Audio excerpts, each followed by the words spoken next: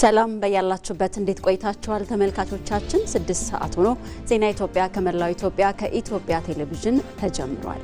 አብራችሁን እንድትሆኑ በአክብሮት እንጋብዛለን። የተወደዳችሁ ተመልካቾቻችን ነጻነት ፍቅሩና ማህሌት ታደለ ዜናውን እየመራን ቆይታ እናደርጋለን። የ6 ሰዓት አበይት ጉዳዮቻችንን እናስቀድም።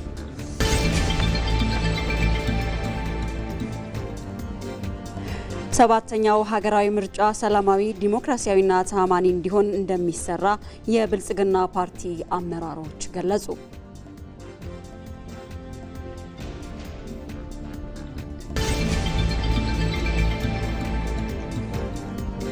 በአዲስ አበባ እየተከናወነ የሚገኘው የወንዝ ዳርቻ ልማት ለጤና ለኑሮ የማይመቹ ወንዞች ወደ ተፈጥሯዊ ይዞታቸው እንዲመለሱ ማድረጉን የአዲስ አበባ ከተማ ከንቲባ አዳነች አቤቤ ገለጹ።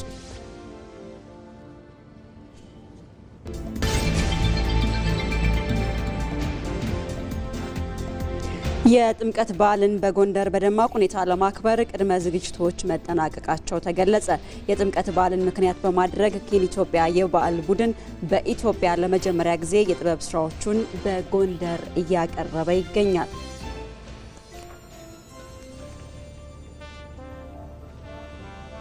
በዜና ኢትዮጵያ ተመልካቾቻችን የቢዝነስና የስፖርት መረጃዎችም እንዲሁ ተካተዋል። በቢዝነስ ዘገባዎች ሪሳ ሎፒዮ፣ በስፖርት ዘገባዎች ደግሞ ሀብታሙ ካሴ አበይት ጉዳዮቻቸውን ያስቀድማሉ። ጤና ይስጥልን ተመልካቾቻችን፣ ለዜና ኢትዮጵያ ያዝናቸው የቢዝነስ ዘገባዎች ባለፉት 7 ዓመታት በተሰሩ ተከታታይነት ያላቸው ስራዎች የኢትዮጵያ ኢኮኖሚ ላይ ተጨባጭ ለውጦች መምጣታቸውን የተመለከተ ዜና ይኖረናል። እንዲሁም መንግስት በኢንቨስትመንት ዘርፉ የፈጠረው ምቹ መደላደል በቴክኖሎጂ አጠቃቀማቸው ከፍ ያሉ የውጭ ኢንዱስትሪዎች ወደ ሀገር ውስጥ እንዲገቡ አቅም የፈጠረ መሆኑ የተመለከተ ዜናም ይኖረናል። እንዲሁም የዕለቱን የውጭ ምንዛሬና ተያያዥ የግብይት መረጃዎችንም አካተን ካፍታ በኋላ እንመለሳለን። ጤና ይስጥልን ተመልካቾች፣ በዜና ኢትዮጵያ የስፖርት ሰዓት ላይ ደግሞ ባለፉት 12 ሳምንታት የኢትዮጵያ ፕሪሚየር ሊግ ማለትም በ120 ጨዋታዎች 8 ከባባድ የዳኝነት ስህተቶች መስተዋላቸውን የብሔራዊ ዳኞች ኮሚቴ ገልጿል። ይህንም በዝርዝር እንመለከተዋለን። የሀገር ውስጥና የባህር ማዶ ሌሎች ጉዳዮችንም እናነሳለን። አትሌት ታምራት ቶላ በዶሃ ማራቶን አዲስ ክብረ ወሰን በማስመዝገብ ጭምር አሸንፏል። ይህን እንመለከተዋለን። ሀብታሙ ካሴ ነኝ፣ አብራችሁን ቆዩ። ከዜና ኢትዮጵያ ጋር አብራችሁ እንድትሆኑ በድጋሚ በአክብሮት ጋብዘናል ተመልካቾች።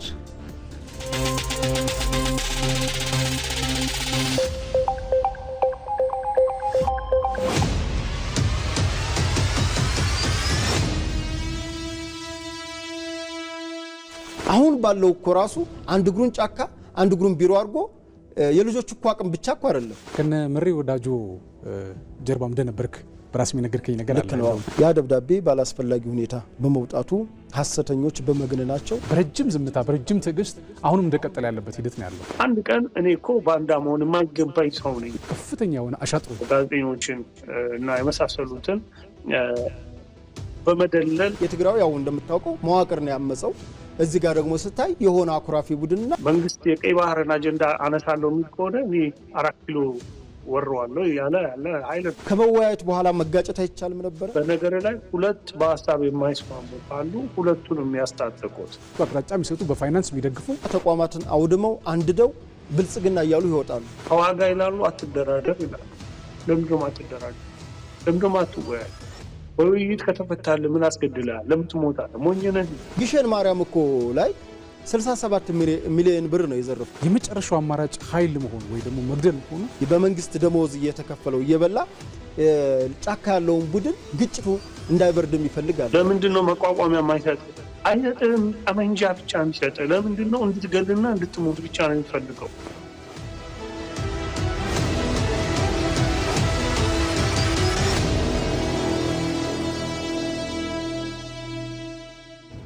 ከዜና ኢትዮጵያ ጋር አብራችሁ እንድትቆዩ እንጋብዛችኋለን። ቀዳሚ ወዳደረግነው ጉዳይ እናልፋለን።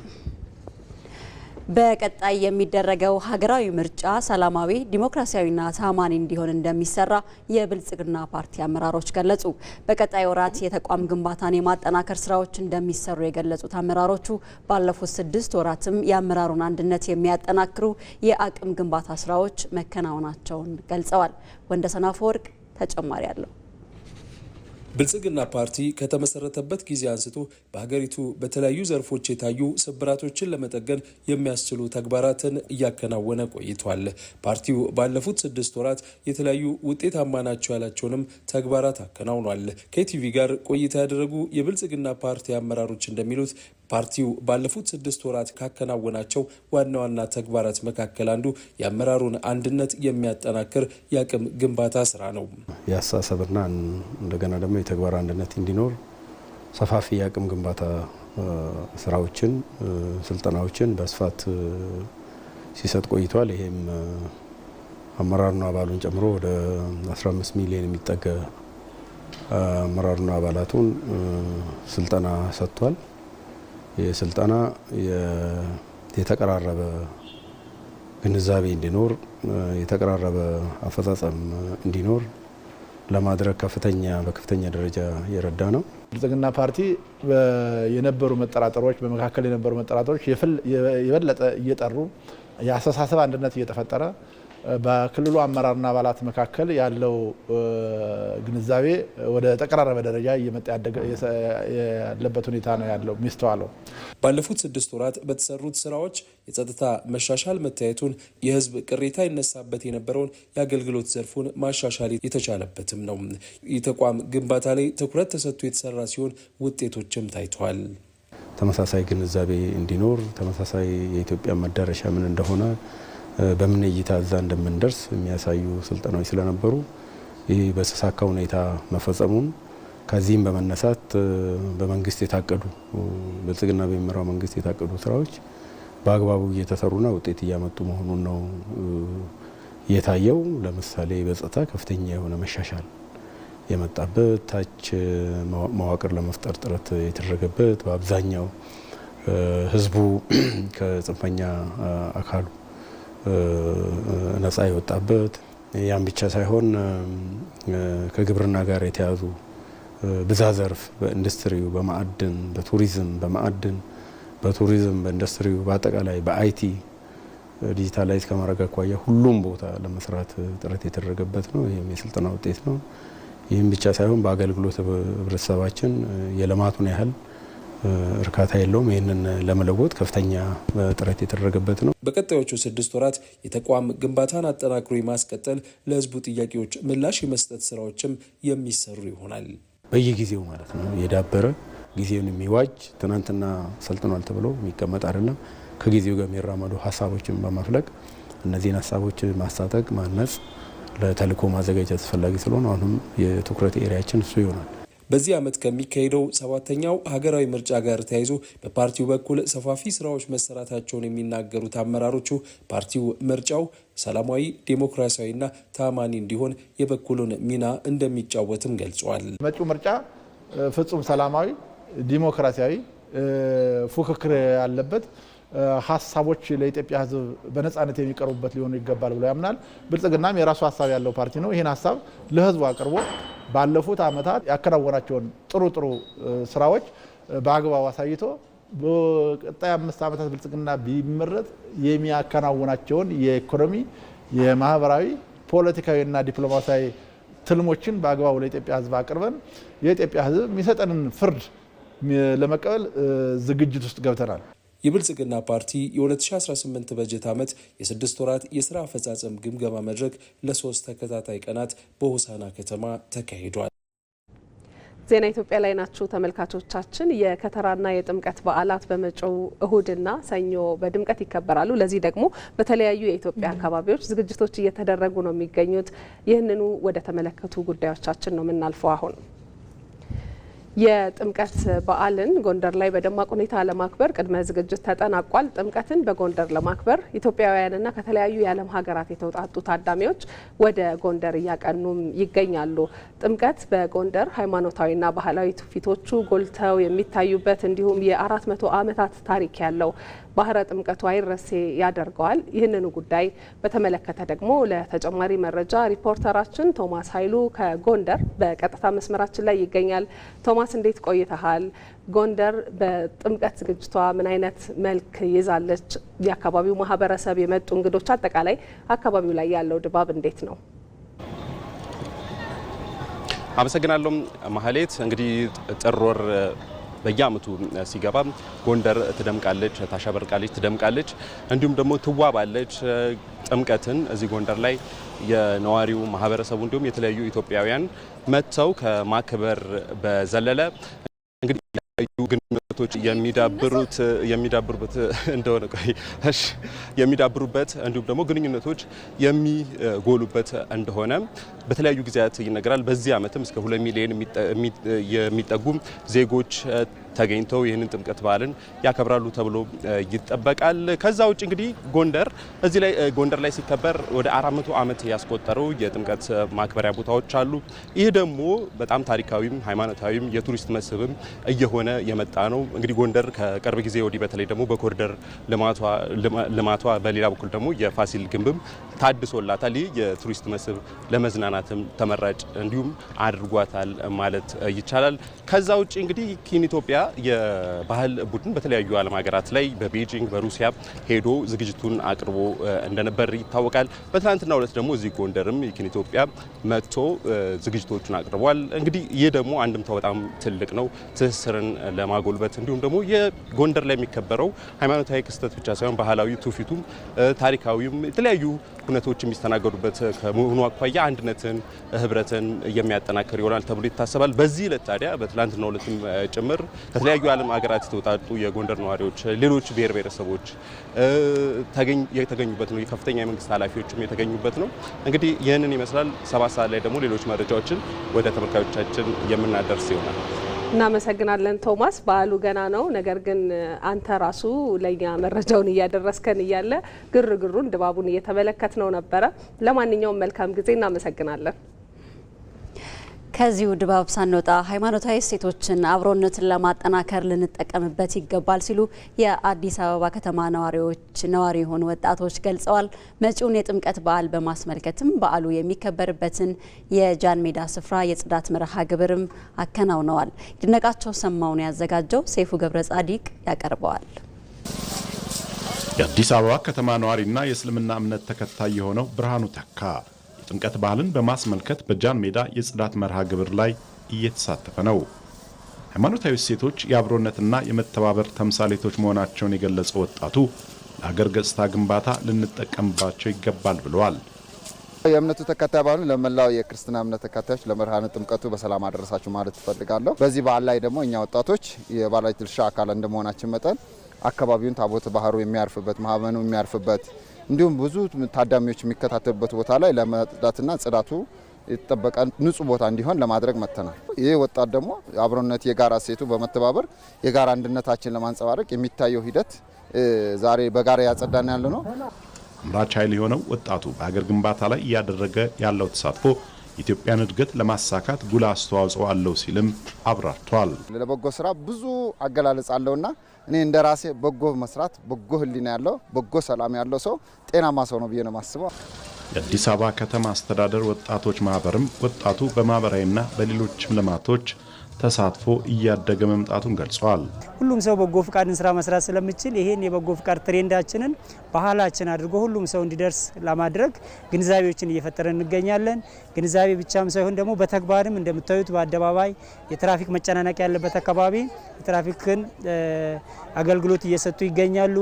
የደም ልገሳ ፕሮግራሞች ላይ የተሰማሩ ማንም ሰው በደም እጦት ምክንያት እንዳይሞት ደም ልገሳ አለ። ንቅናቄዎችን በማድረግ የጽዳት ፕሮግራሞች እየተደረጉ ይገኛሉ። ይሄም ብቻ አይደለም፣ የአቅመ ደካሞች ቤቶችንም በማደስ የተለያዩ በጎ ፍቃድ ስራዎች እየተሰሩ ይገኛሉ። የአዲስ አበባ ከተማ ወጣቶችና ስፖርት ቢሮም የጥምቀት በዓልን በድምቀት እንዲከበር የተለያዩ ተግባራት እየተከናወኑ መሆኑን ገልጸዋል። ይህም በዓል ስናከብር ከኦርቶዶክስ እምነት ተከታዮች በተጨማሪ የሌሎች እምነት ወጣቶች ከኛ ጋር በጋራ ሆኖ ይህን የጽዳት ፕሮግራም ያደርጋሉ። እዚህም ብቻ ሳይሆን እንደ አዲስ አበባ በእያንዳንዱ ቦታ ላይ የሚገኙ ወጣቶች ይህን ፕሮግራም እያደረጉ ይገኛሉ ማለት ነው። ይህን ፕሮግራም ስናደርግ ከማጽዳት በተጨማሪ ደግሞ በምንኖርበት አካባቢ፣ በምንኖርበት ወረዳ፣ በምንኖርበት ብሎክ የጸጥታና የሰላም ኢሹዎችንም ጭምር አንድ ላይ ሃንድል እንድናደርግ በዚህ አጋጣሚ ጥሪ ማስተላለፍ ፈልጋለሁ። የጽዳት መርሃ ግብሩ የተዘጋጀው የአዲስ አበባ ከተማ አስተዳደር ወጣቶች ማህበር ከወጣቶችና ስፖርት ቢሮ ጋር በመተባበር ነው።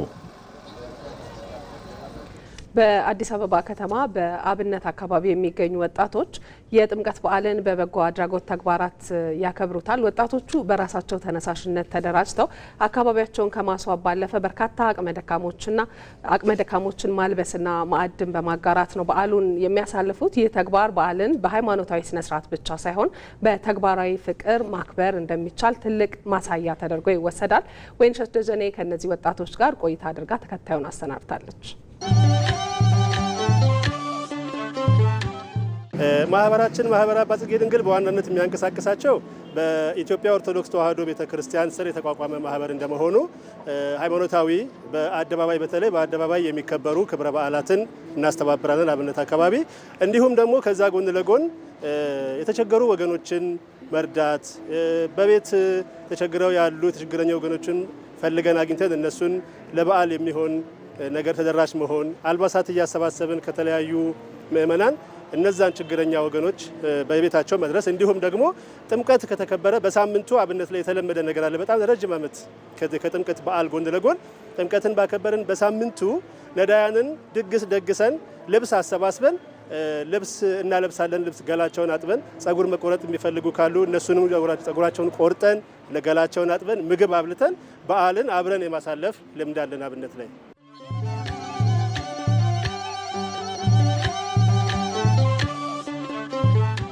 ዝግጅት ያው እንግዲህ በፊት የአደባባይ እንደዚህ ሳይጸዳ በፊት ቢያንስ 2 ወር 3 ወር ከመቅረቱ በፊት ነበር እንደምንለው። አሁን ግን እግዚአብሔር ይመስገን ይሄንም አደባባይ እንዲነጽ ጸርቶ ነው የምታዩት። 1 ወር ሲቀር ወይም 20 ቀን ምናምን ነገር ሲቀር ነው ስራ ምን ጀምሮ። ለዚህ ደግሞ በጣም ስራውን አቀልሎልናል። በፊት በጣም አደባባይ ቆሻሻም ስለነበር በጣም እንቸገር ነበር። ለወረዳውም ለአካባቢ ፖሊስም በጣም ክብርና እንትን እናቀርባለን፣ ምስጋና እናቀርባለን። እንግዲህ እኛ በጣም ደስ የሚለን ዋና የኛ እንትን ነዳያኖቹን እዚህ ጋር አብልተን አጥተን አጥበናቸውን ስትል በቃ ከዚህ የበለጠ ደስታ ምንም ነገር የለም። እንደገና የሰውን ደስታ ስናየው ደግሞ የበለጠ የሚሰማን ያን እንጂ እዚህ ጋር ሁሉም ስራውን ትቶ ምን ግን በጣም የምታገኘው የመንፈስ እርካታና በረከት ከፈጣሪ የምታገኘው ያ ነው።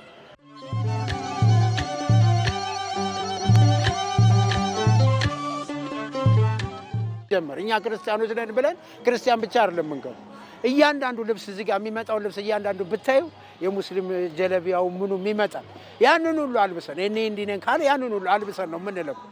አንድ ነን እኛ ኢትዮጵያኖች አንለያይም ሲጀመር። ስለዚህ ያንን ነገር እናደርጋለን። ያም ሰው እኛን ተከትሎ ይሄንን ነገር ቢያደርጉ የትኛውም አካባቢ ሰው በቃ መገለጫችን እኛ ክርስቲያኖች ነን። ክርስትና መገለጫ መለያየት ሳይሆን አንድ ሆነን አንድ ነገር ማድረግ ስለሆነ ያንን ነገር ሁሉም ሰው ቢያደርገው ደስ ይለኛል። በአገር ውስጥም በውጭም ያሉ ወንድሞቻችን ይሄን ትልቅ ድርሻ ይወጡልናል። እነሱ በሰጡን ልብስም ሆነ ገንዘብ አብልተን አጥተን ያው እንሸኛለን ማለት ነው። ግን ለዚህ ሁሉ ድርሻ ህዝበ ክርስቲያኑ ሙስሊም ክርስቲያን ሳለኝ ነው ሁሉም የሚተባበር። በዚህ አጋጣሚ የአብነት አካባቢ ልጆች ቋቁላ አካባቢ ልጆች እንዳለ ውጭም ሀገር ውስጥም ያሉትን ህዝበ ክርስቲያኑ እንዳለ የሰፈኑ ሰው ሳናመሰግን አናልፍም።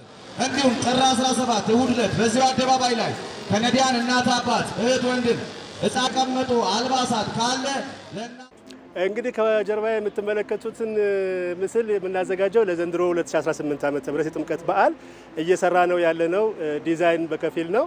አብነት ላይ ጥምቀት የተለየ ትርጉም አለው።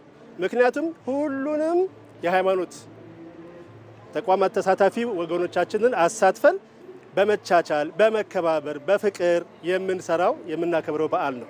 የኛ የኦርቶዶክሳውያን ብቻ ሳይሆን አብነት ላይ የሁሉም ሃይማኖት ኢትዮጵያዊ የሆነ ዜጋ ሁሉ በፍቅርና በመቻቻል በመተሳሰብ የምናከብረው በዓል ነው። ይህን ስራ እየሰራን ያለነው በዛ መንገድ ነው።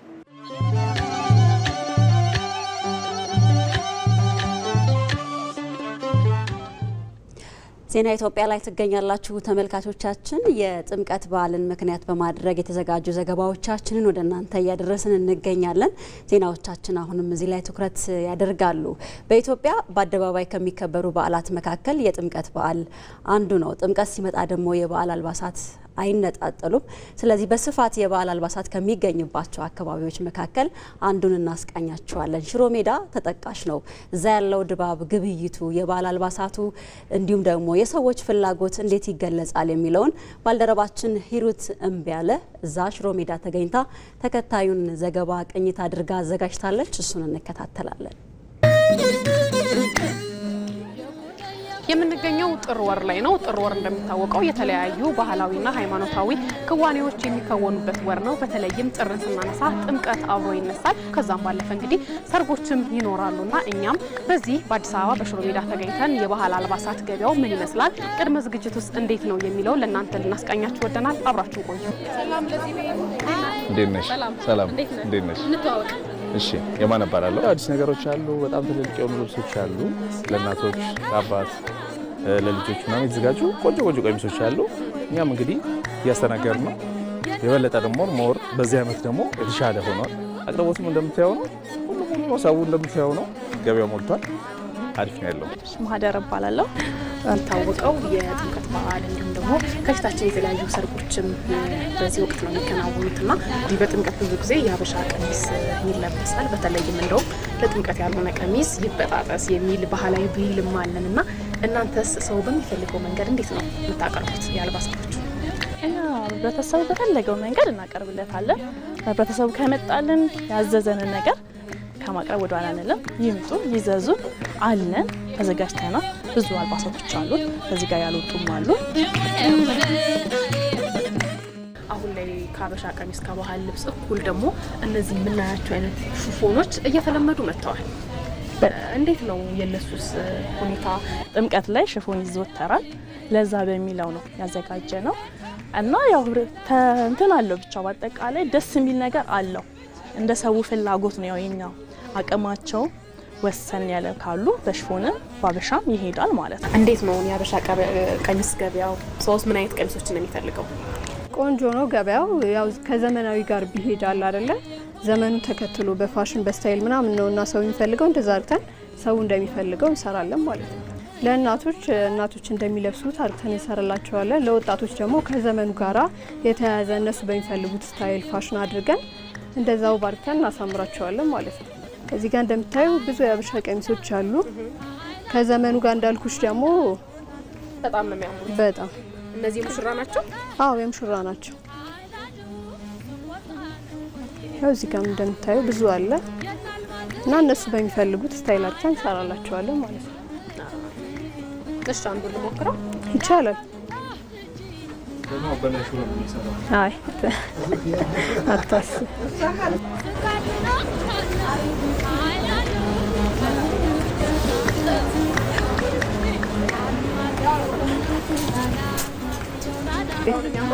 በጣም ለምን ጊዜ ነው የሀበሻ ቀሚስ የሚለበሰው?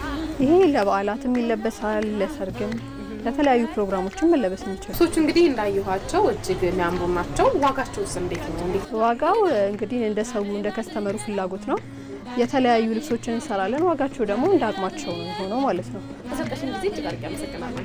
እኛም አክብረሽ እዚህ ስለመጣሽ በጣም እናመሰግናለን። ተመልካቾቻችን የጥምቀት በዓል መዳረሱን ተከትሎ የባህል አልባሳት ገበያው አቅርቦቱ ምን ይመስላል የሚለውን በአዲስ አበባ በሽሮ ሜዳ ተዘዋዙረን ያስቃኘናችሁ መሰናዶ የተከታተላችሁትን ይመስል ነበር። በያላችሁበት መልካም በዓል እንዲሆንላችሁ ተመኘን።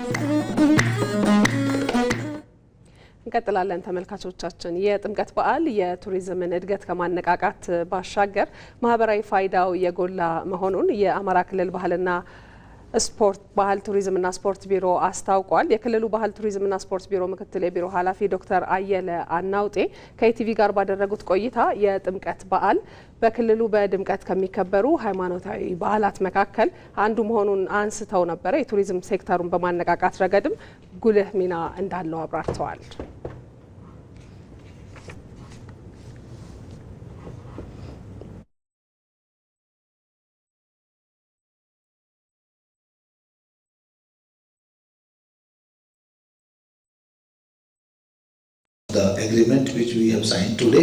ዛሬ የተፈራረምነው ስምምነት ካሁን ጀምሮ ወደ ስራ ገብቷል።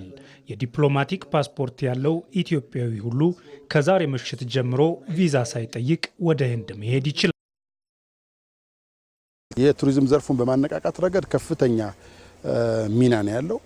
በተለይም የአማራ ክልል የውጭ ቱሪስት ፍሰት በከፍተኛ ደረጃ ፒክ ሲዝን የሚባለው ከታህሳስ መጨረሻ ወይም ከገና በዓል ጀምሮ እስከ ጥር መጨረሻ ድረስ ባሉት ጊዜያት ነውና ምን ጊዜም ቢሆን የውጭ ቱሪስት በከፍተኛ ሁኔታ የሚጨምርበት ወቅት ነው። ይህም በመሆኑ ምክንያት ከፍተኛ የውጭ ቱሪስት የሚመጣበት ጊዜ ነው። አሁን በርካታ በረራዎች ወደ ጎንደር በየቀኑ አሉ። አብዛኞቹ የውጭ ቱሪስቶች የሚይዝ ነው።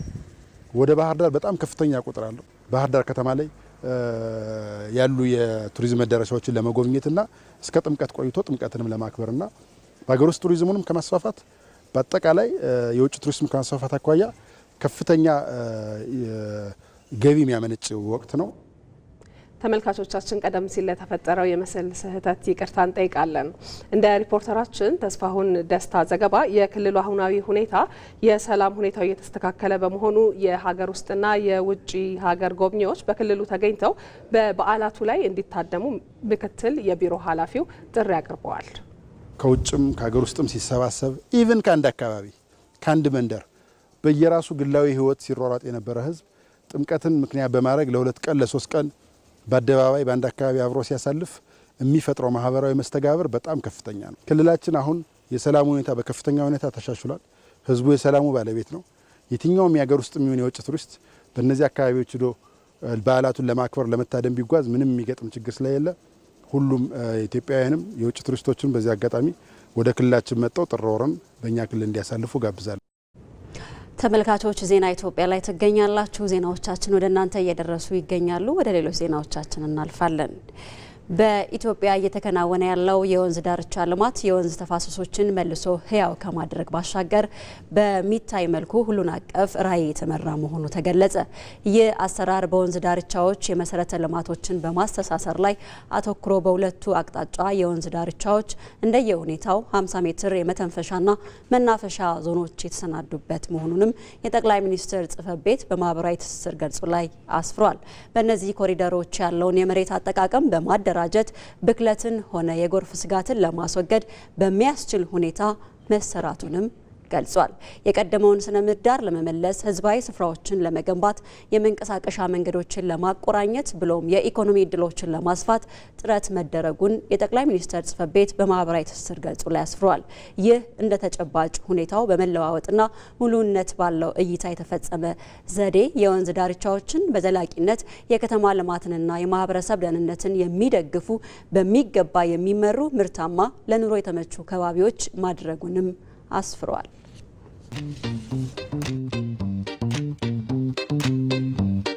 ከዚህ ቀደም በቆሻሻነት የሚታወቁ የወንዝ ዳር ስፍራዎች አሁን ላይ አረንጓዴ ፓርኮች፣ የእግረኛ መንገድና የመዝናኛ ስፍራዎች ሆነዋል።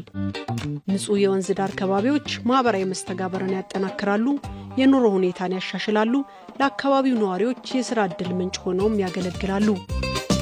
ጤናማ ወንዞች ጤናማ ማህበረሰብን የመፍጠር መሰረት ናቸው።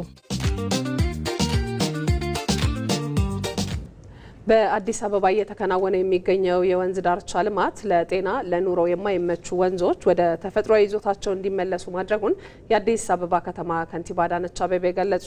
የልማት ስራው ለከተማዋም የተለየ ገጽታን ያላበሰና እንደ ስሙ አዲስ ያደረገ ነው ተብሏል። ሳምሶን ገድሉ ዝርዝር አለው።